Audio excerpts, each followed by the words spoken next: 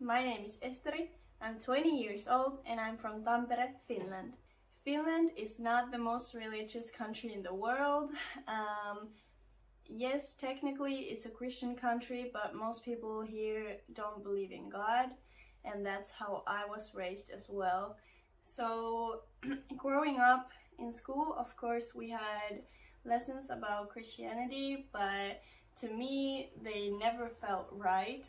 They never felt like anything more than just some stories, some fantasy, something that some people believe in, but that weren't for me, and I never understood the Trinity or anything of it, really.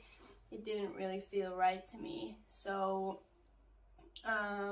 growing up, we did go to church every now and then from school and with my mom as well, but it wasn't about religion at the time for me. When I turned 18, I resigned from the church because when you turn 18 you need to start paying taxes to the church, and I didn't want to do that.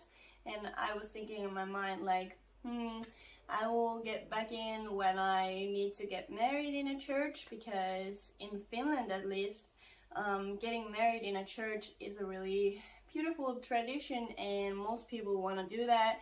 And when they get married in a church, after that they resign from the church like next week or something, maybe the next day even, because they don't want to pay the taxes, but they just wanted to get married there because it's beautiful and it's traditional and so on. But when I turned 18, the same year I met my husband, alhamdulillah, and he is a Muslim. He has been born into a Muslim family and is a really religious person, alhamdulillah.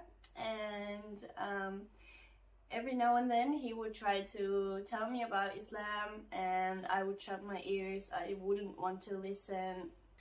Then maybe I would say 6 months later, I decided that I want to do some research on Islam so I would know what he believes in, and I could try to understand him better and stuff like that. So I found out that you could listen to the Quran in Finnish from Yle Areena, which is a media platform. And so I started listening to that, and I thought to myself like, okay, that's cool. It's really different from the Bible because it's not about stories, it's more like how you should be living and stuff like that. So that was really interesting to me.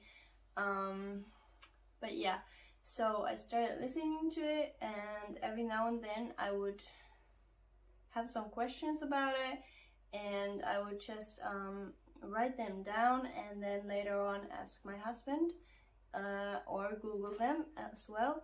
So I started learning how to pray, and then a couple of weeks later I decided to say my shahada, which is the declaration of faith, uskon tunnustus in Finnish.